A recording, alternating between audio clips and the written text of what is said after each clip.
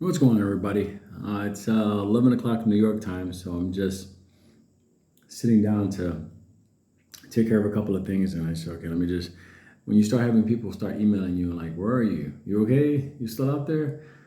Yeah, I'm still out here. It's just Sunday night, kind of like, thinking about stuff coming into the future, like this week and so on. It's just you start thinking about this stuff. Sunday nights, let me just fix this light. People ask, well, what's with the lighting? It's halfway. I'm like, do you think this is like a fucking professional thing? I provide information, whatever. You know what I look like. Um, anyway, there's a bunch of stuff happening this week. I'm gonna read this one email to kind of give you guys kind of like why sometimes I pull away a little bit and then I come back and stuff. The gravity of, I guess, being me. I'll share it with you. Got an email today. Lou, you got us to. And it's more. Just try this for the weight of the world on your shoulders.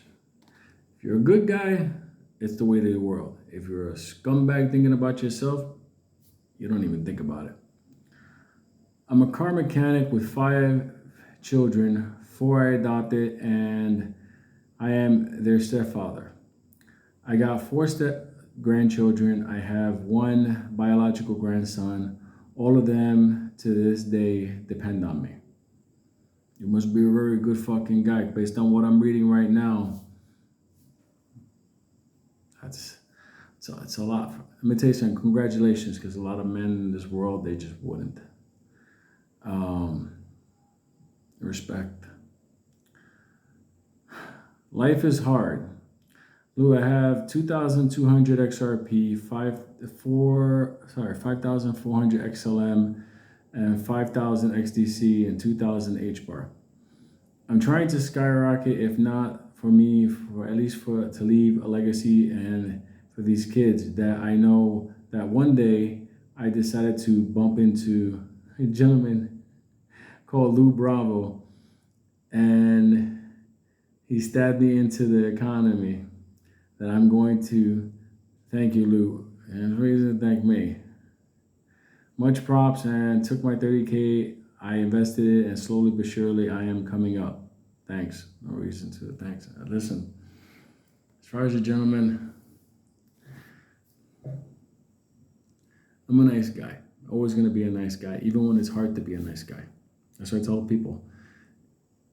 Even when people are not being a nice guy, I tell them to be a nice guy.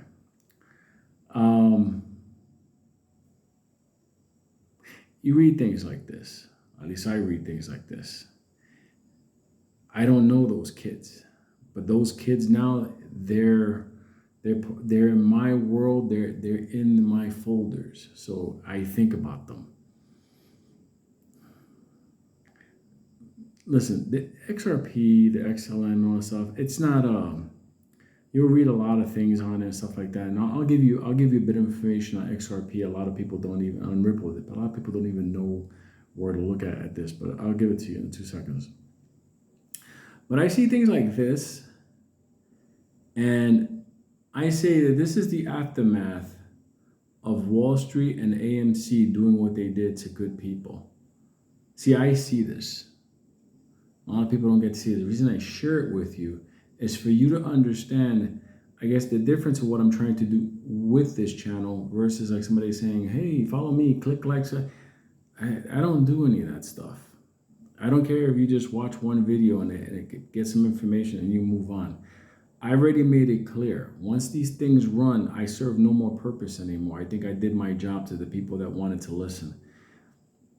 Things like this is what I think about every day. When I look at the numbers on those coins and I look at the news and I take a look at the interaction and the court case and everything, I don't think about my money because I know my money is, I'm fine. I could pay my bills.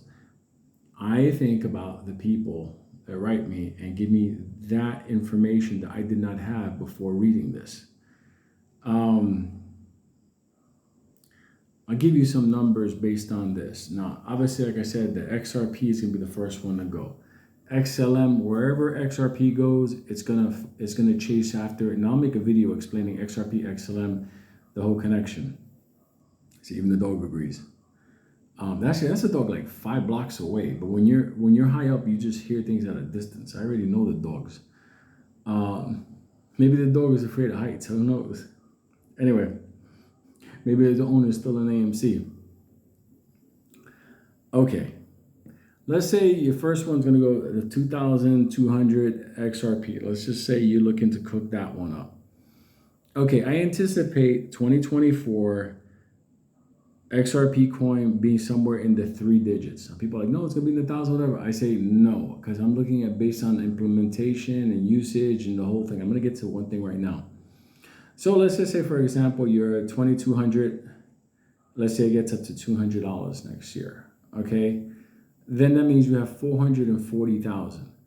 That means if your XLM that you got 5,000 and change comes up at least at a portion of that, you're pretty much going to have a grip amount somewhere close to like 500,000. That's based on all the information. Now let me just tell you some of the information. Now remember, XDC and HBAR, those are the ones that come in afterwards, just because XDC right now is being implemented and it's going everywhere. Yeah. HBAR, I talked about it this morning, technology being advanced. It's like the next level, but it will come up. They're just doing their distribution and stuff with the coin right now. There's implementation, there's proof of concept testing and stuff like that. So I'm not, that's I think, in my opinion, the last one, unless some surprise comes in. But if it does, you own it. So I'll put out the information on this, but let me just, Standard Chartered Bank, big bank, people don't talk about it much, but they got their foot deep in Asia, and that means India as well. Well, they turned around in 2015 and they started partnership with Ripple. They're the first ones that saw the proof of concept, cross-border settlement, remittance, the whole thing. They saw it. They got the big picture. They became a partner. What a lot of people, that's just the wind in the shades. What a lot of people don't know is Standard Chartered made a major investment into Ripple. Now, people know that, but they don't know the other part. Part of their investment was that they're going to also be involved in the decisions that Ripple makes in the future with client relations, product solutions, and stuff like that. Ripple, our coin, Ripple has a major bank financially involved with them, opening up the doors in Asia and India. Do you want to know one of their main market offices is Standard Chartered Bank? It's in Singapore. The relationship with the government there is solid. I'm telling you because this is my world. Standard Chartered has got a heavy foot in Asia and India. Now, I got to tell you something. Where is Ripple right now doing the most hiring? Singapore. What has the best regulations right now for crypto? Singapore. All the countries all around Singapore, they're all adopting Singapore's model. You know, let me tell you something. You go back a couple of years, Singapore had like 2 buildings. Look at it now. Everybody wants to model that. But go back to what I said. Standard Chartered Bank made an investment into Ripple. So now Standard Chartered Bank, you could technically say, is financially connected to Ripple straight. But here's the thing about it. They're there talking to the people, calling the people up, the introductions, guiding Ripple. So when you think Ripple is just a crypto company, whatever, just remember, Standard Chartered Bank is navigating them, advising them. That, I'm sure, scared the bejesus out of the big banks over here in New York. Because once a big bank joined on with a financial commitment, that made XRP Ripple a step up. Now, that being said, I want people to understand something. I'll make a video separate from this. XRP and XLM are the same thing. The only difference is it's pretty much the same damn coin, but they're geared towards two different clienteles. The XRP for obviously the bank for the high volume, cross-border settlement, everything else like that. And at the end of the day, smart contracts and messaging. XLM is different. That's the peer-to-peer payment stuff, the MoneyGrams going to small banks. You want to send $800, yada, yada, the unbanked. But those two coins are technically the same coins, different applications. They technically separated them. Let me tell you something. They separated the coins, but the people behind the scenes, they all stood together. You need to understand that this coin, it's not a coin like, hey, I like this, and other people are like, hey, it'll never go up to this, whatever. You don't understand. When Standard Chartered Bank made an investment into XRP Ripple, or a Ripple, when they made an investment, that's one thing, that's for profit. When their investment outline, and I guess I'll put some information on that, but when they turned around and wanted to also have a hand in how Ripple does their future product connection, clients, yada yada, you don't understand, people. That's a different world. That's a different. We are in a different world. We're holding a banker's asset right now. How do I know that? Because a fucking bank stepped in, put money down, and now is on board. I mean, forget about the board members like ex-treasury people, yada yada. Forget about those motherfuckers. The bank put money into this. They're involved. Think about this. And that bank is the gateway to Asia, and we're talking cross-border settlements, remittance payments. Do you understand what I'm talking about? Standard Chartered is like, what is it? They call it the simply cash credit debit card, whatever the fuck that's all over Asia. But remember, they opened the door to India as well.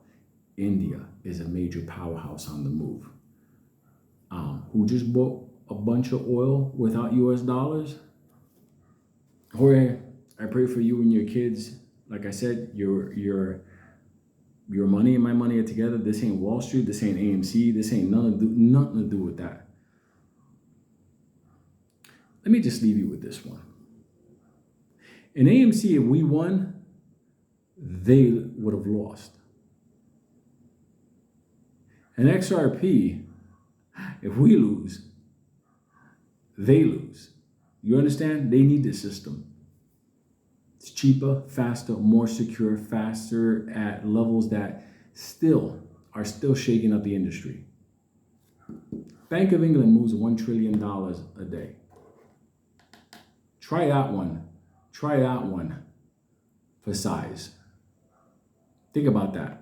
When all this money starts moving all over the world, not just in certain areas, not just Asia, no, when Europe is dealing with Asia, and Asia is dealing with Africa, and Africa is dealing with, the Canada and the United States and Latin America, do you know how much money is going to be going through all these networks?